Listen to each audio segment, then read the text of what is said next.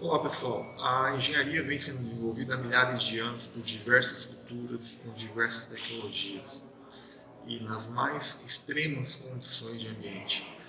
Hoje eu vou fazer uma análise rápida para tentar entender como é que os esquimós conseguiram e tiveram essa ideia de desenvolver casas em cúpulas de gelo, que são os iglus, e protegem eles de intempéries, de vento, de frio, de animais, não sei, ursos polares, para serem de abrigo.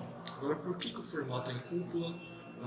O gelo é vantajoso, então a primeira coisa que vamos fazer é determinar as características do material gelo. As propriedades são muito sensíveis à temperatura de um gelo, de um cubo de gelo, ou de flocos de neve condensados e compactados. Mas nós podemos entender que e eu usei esses parâmetros para modelar que o módulo de elasticidade é em torno de 10 gigapascal. Se você for comparar com o concreto, é 30 gigapascal e do aço é em torno de 200 mil MPa.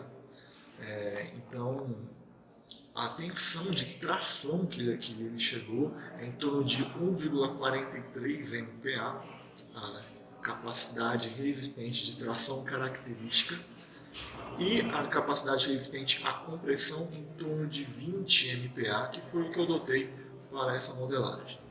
Então nós vamos começar aqui, eu vou começar a narrar o que eu fiz para chegar aos resultados de tensões que acontecem numa estrutura, num iglu, dentro dessa concepção geométrica e dentro desse material com uma parede de 25 centímetros, que eu pude perceber que é algo em torno de 25 a 40, que é a espessura dos blocos utilizados.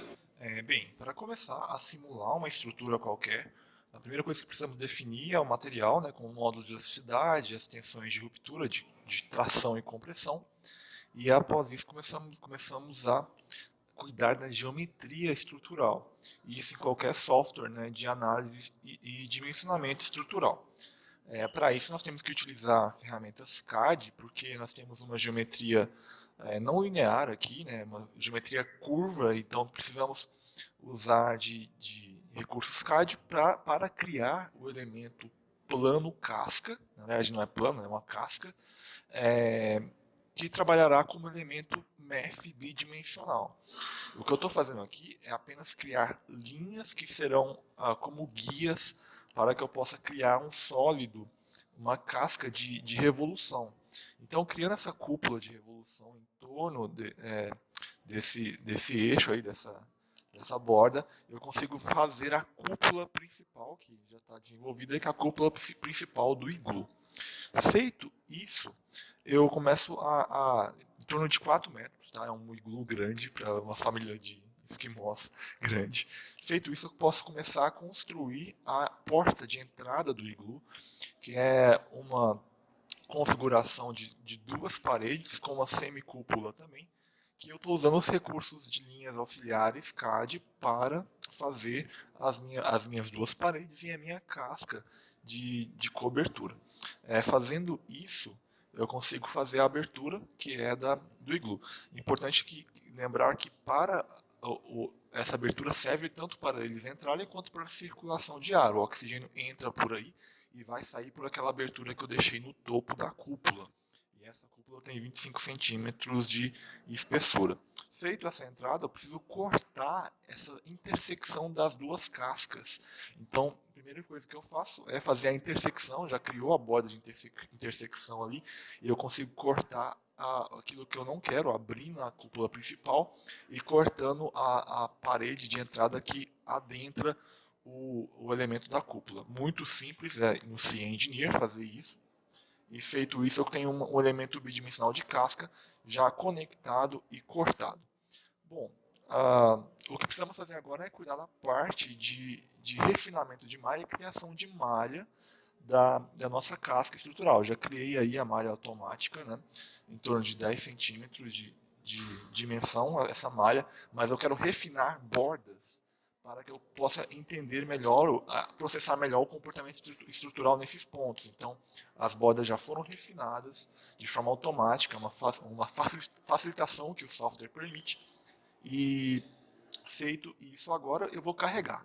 Bem, o que acontece com o carregamento? Eu coloquei um carregamento elevado ali de 150 quilos por metro quadrado, porque vai que uma manada, não sei se é manada, né? Uma quantidade de ursos suba em cima do iglu. Então eu coloco esse carregamento planar e vou pedir para o CIA Engineer jogar sobre a casca da cúpula, né? Sobre a cúpula principal, de modo a distribuir isso com qualquer formato geométrico, qualquer formato irregular de superfície que ele possa ter. É outra vantagem que o software oferece. Apoio a borda inferior para ter um vínculo, porque por enquanto a estrutura estava voando, né? Tenho geometria, tenho material, tenho carregamento, posso rodar. Após rodar, eu percebi que as tensões elas estão muito inferiores ao que foi observado. Se eu for olhar, comparar o que o artigo fala, que nós temos ali 1,43 MPa de tração e em torno de 20 MPa para compressão admissível, esse formato em cúpula propiciou uma distribuição muito favorável desses esforços, né, de compressão para uma combinação que considera os ursos em cima do iglu.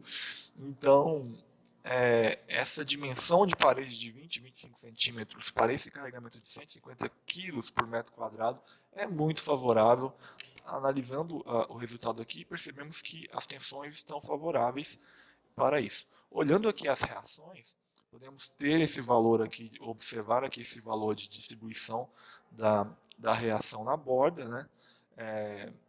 Ao longo da borda por metro linear, e também de alguma forma compactar ali a base para suportar essas cargas que serão elevadas. Essa cúpula ela segue o princípio de arcos, de pontes arqueadas, onde o formato arqueado propicia a distribuição mais de compressão do que tração dos elementos. E foi uma grande sacada da engenharia, da cultura dos esquimós, que usam essa geometria para distribuir melhores esforços em estruturas desse tipo. Bom, é isso, pessoal. Muito obrigado e até o próximo vídeo.